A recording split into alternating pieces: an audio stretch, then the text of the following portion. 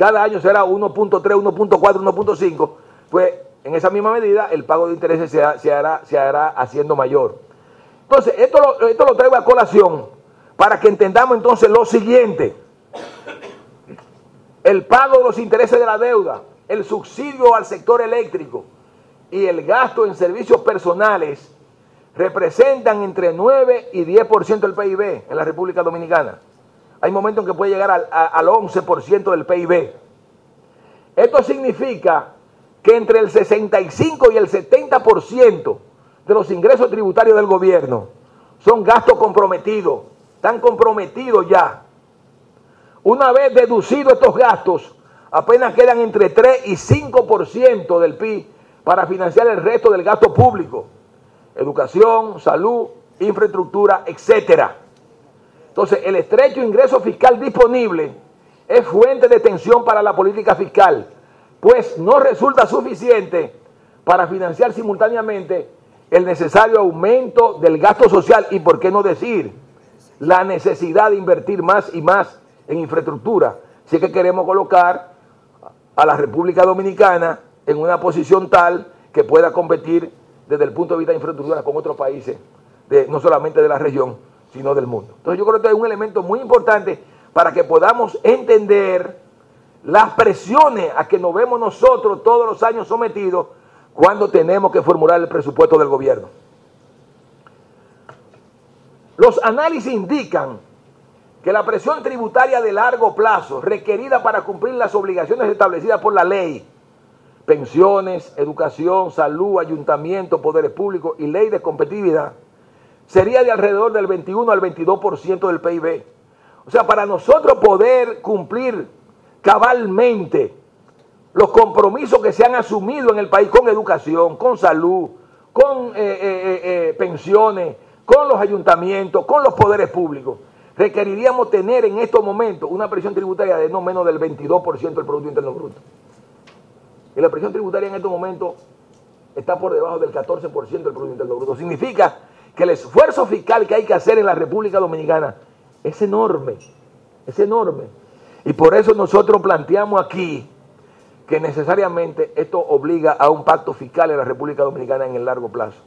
O sea, no es posible abordar el problema fiscal en la República Dominicana si de antemano no se plantea un pacto fiscal.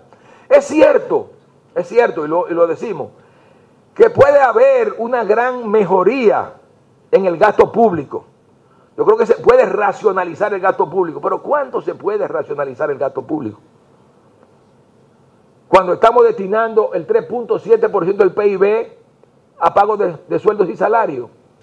Cuando destinamos alrededor del 4% a infraestructura, deberíamos estar dedicando el 7% a infraestructura. O sea, cuando vemos estas cosas y nos damos cuenta de que no se puede decir que es un gobierno botarata. O sea, no es que no hayan imperfecciones, la pueden haber. Es posible que hayan áreas donde haya más gente de la que se necesita.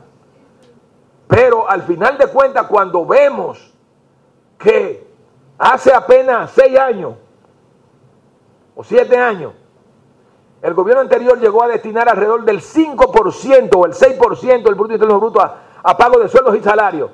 Y hoy estamos destinando menos del 4%. Entonces, uno dice, bueno, ¿podemos seguir actuando sobre los salarios? Podemos seguir actuando sobre la inversión pública cuando la gente está demandando más carreteras, más escuelas, más hospitales.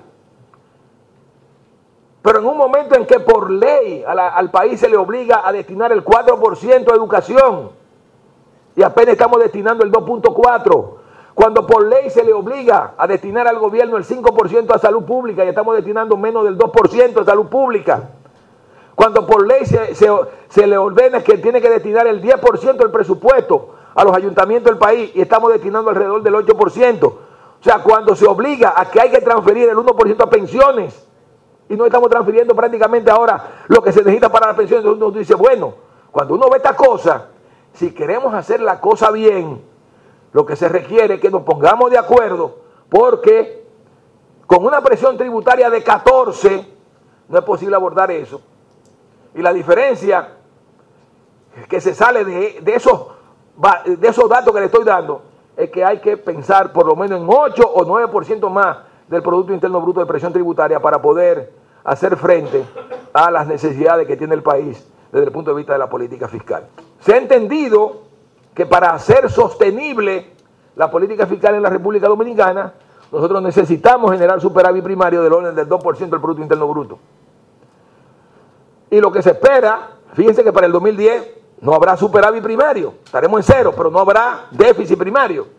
Pero ya en el 2011 habrá un 1% de superávit primario y pensamos que para el 2012 estaremos logrando 2% del Producto Interno Bruto de superávit primaria. Entonces estaremos de nuevo colocando el país en la senda de la sostenibilidad fiscal, que evidentemente en estos momentos no está por los problemas a los que yo he hecho referencia.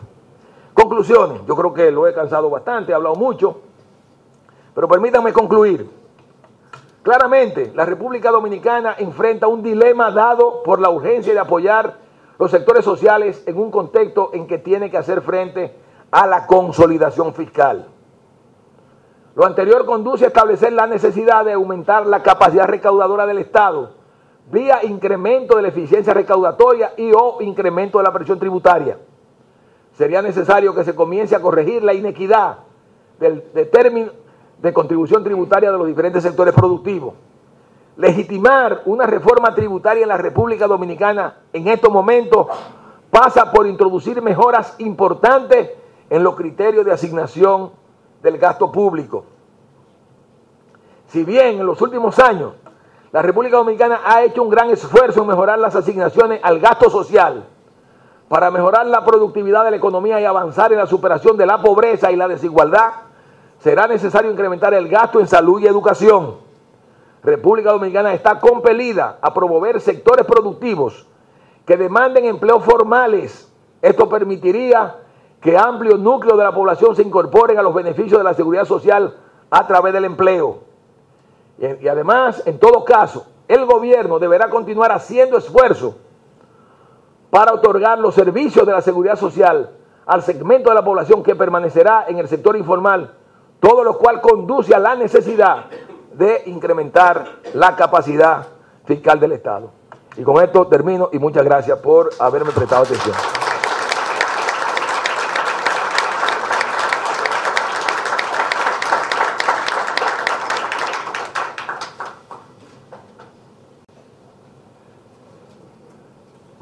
Bueno, muchísimas gracias. Bueno, como era de esperar, una clase de macroeconomía y de política fiscal hemos recibido adecuado a la realidad de la República Dominicana. Yo creo que para la mayoría de ustedes, a lo mejor no tanto para nosotros, pero todo esto es una gran novedad. Pero esto efectivamente nos refleja que a pesar de que estamos en el mismo continente y tenemos muchos elementos comunes, también tenemos muchas particularidades que nos diferencian. Pero en el trasfondo, todos los países de América Latina seguimos teniendo deuda social, con mayor o menor importancia, pero la deuda social está vigente.